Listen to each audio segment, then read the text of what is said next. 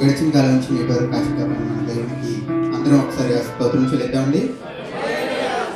ఇంకా గట్టిగా హల్లెలూయా హల్లెలూయా. Brother mark గారిని సాక్ష్యం చెప్పవలసిందిగా ఆహ్వానిస్తున్నాను.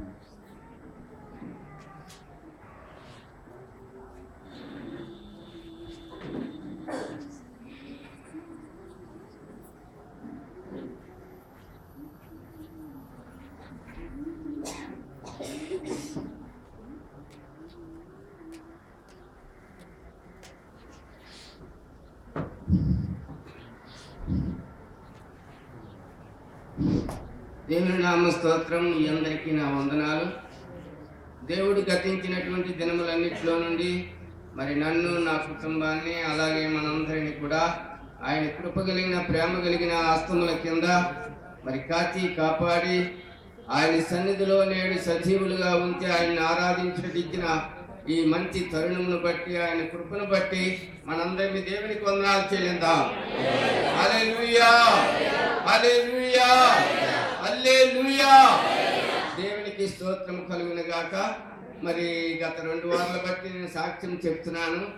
ఎందుకంటే మా రెండో అబ్బాయి మ్యారేజ్ విషయంలో మిమ్మల్ని అందరినీ ప్రభు సన్నిధిలో ప్రార్థించమని కోరుచున్నాను. మళ్ళా మరి ఇదిగో రేపు వచ్చే బుధవారం 26వ తారీఖునే జరగవలసి ఉన్నది కాబట్టి దేవుని నామ స్తోత్రం. ఇంకా మీరు ప్రార్థన చేయండి. ఆ ఘనమైన కార్యం దేవుడు ఘనముగా జరిగించాలంటే మనం ప్రార్థన చేయాలి. మీరు అడగండి, నేను ఏదైనా చేస్తానన్నాడు కాబట్టి ఆయన్ను మనం వేడుకోవాలి, ప్రార్థన చేయాలి. దేవునికి స్తోత్రం. కనుక ప్రియులారా, మీరందరూ ప్రార్థన చేయండి. ఈ ఆఖరి దినములు కనుక మనందరినీ మెలకువ కలిగి దేవుని సన్నిధిలో కనిపెట్టగలిగిన వారమై ఉండాలి, ప్రార్థించగలిగిన వారమై ఉండాలి. అలాగ ప్రార్థించలేకపోతే ఎండిపోయినటువంటి పైరు ఎలా ఉంటుందో మనం కూడా అలాగే ఉంటామని దేవుని వాక్యంలో ఉంది. కాబట్టి ఎండిపోయిన పైరులా కాదు, కానీ నీటి యోరన నాటబడిన చెట్టుగా మనం ఉండాలి, పచ్చగా ఉండాలి. దేవునికి స్తోత్రం.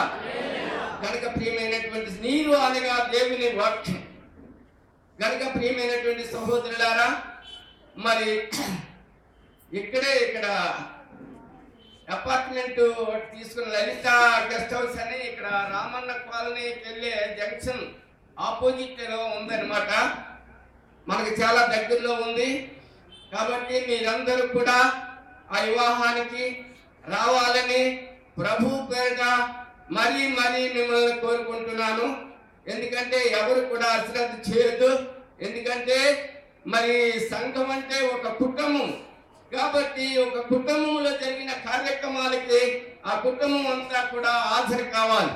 కాబట్టి మీరందరూ రావాలని ప్రభు పేరిట మీకు మనవి చేస్తున్నాను. దేవునికి స్తోత్రము కలుగునుగాక. మరి మీరు ప్రార్థన చేయండి. ఇంకా ఏదైనా విషయములు ఉంటే మరి మన పాస్టర్ గారు, శని పాస్టర్ గారు వస్తారు. వారు సంపూర్ణంగా ప్రకటన చేస్తారు. అన్ని విషయాలు కూడా వివరిస్తారు.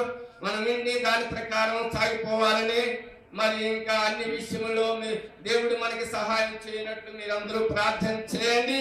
ప్రభు ఈ చిన్న సత్యాన్ని దీవించునుగాక. ఆమేన్.